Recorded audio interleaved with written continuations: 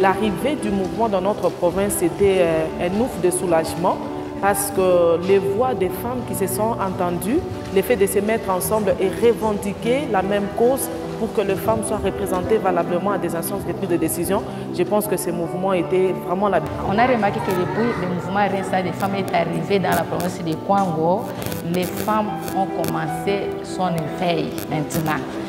On a même parlé d'une action qui a été faite pour la nomination de Madame la ministre du Genre et Famille. C'était suite au mouvement Rien sans les femmes dans notre province. Les femmes membres du mouvement Rien sans les femmes à Beni sont motivées et sont structurées dans 45 structures féminines et des activistes des droits de l'homme sont en train de se mener pour que la paix revienne dans la région. Fin des alertes, ils ont des numéros d'alerte quand il y a et ça ne va pas. Tant de plaidoyers, espérons qu'avec l'État, avec l'appui des femmes, la paix va revenir dans la région. Et entre-temps, dans le cadre du programme de la participation de la femme dans la prise de décision, nous sommes allés même voir la DPS. Il nous a promis que dans tous les projets qu'il va organiser, il va tenir compte de l'intégration des femmes. Et notre point focal qui est FOMI sera toujours informé de tout ce qui se passe. En cas il y a des activités qui peuvent être financées, ils peuvent aussi nous inviter, aussi nous céder les projets afin que nous puissions exécuter aussi avec les projets.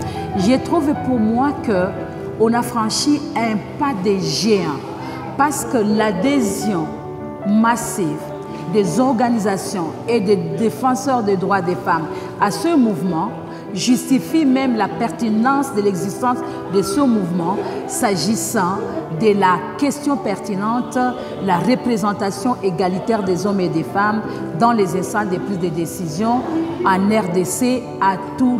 Notre vision en tant que membre du mouvement Rien sans les femmes est qu'on arrive à la gestion politique de ces pays, puisque les pays nous appartiennent tous, et que les femmes occupent les postes de prise de décision et gèrent ces postes. Je dirais vraiment que le mouvement est en train de travailler durement sur, disons, elle a travaillé sur la capacitation des femmes dans l'utilisation des outils numériques, mais aussi la collaboration avec les autres dynamiques locales qui sont intéressées sur les thématiques de paix et sécurité, mais aussi de la participation des femmes. En tout cas, je dirais que ce sont les plus grands avancées.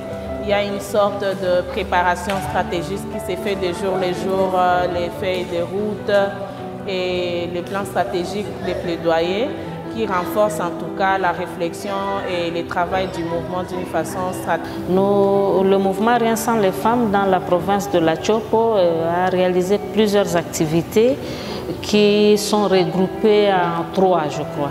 La première catégorie, c'est le renforcement des capacités internes des membres à travers différentes formations qu'on a eu à recevoir, la formation sur la consolidation de la paix, sur l'utilisation des outils numériques et même la connaissance et la mise à niveau sur les recommandations par rapport à la Convention sur l'élimination de toutes les formes de discrimination. Au niveau de Tanganyika, nous avons 55 organisations féminines qui ont adhéré dans le mouvement.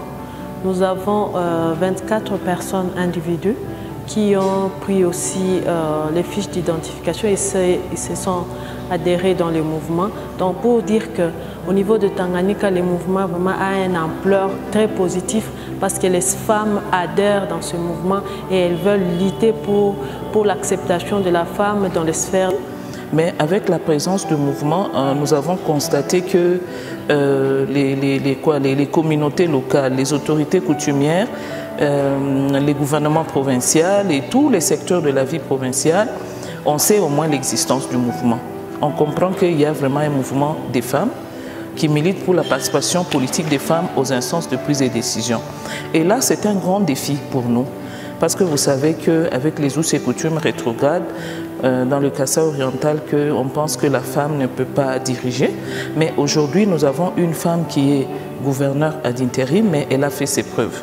Donc nous sommes en train de lutter pour que la femme puisse prendre la direction ou la gouvernance de la province du Kasaï oriental, parce que tout le monde a palpé du doigt ce que la gouverneure ad interim a fait.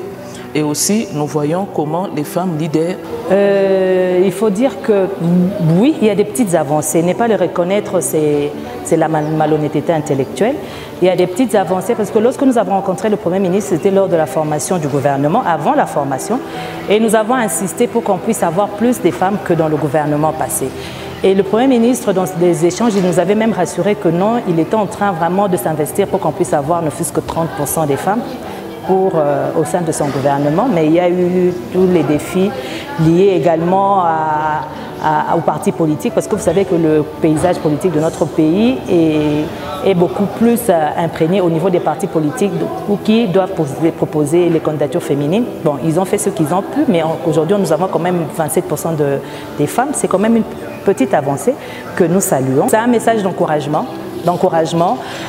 qu'elle ne se décourage pas.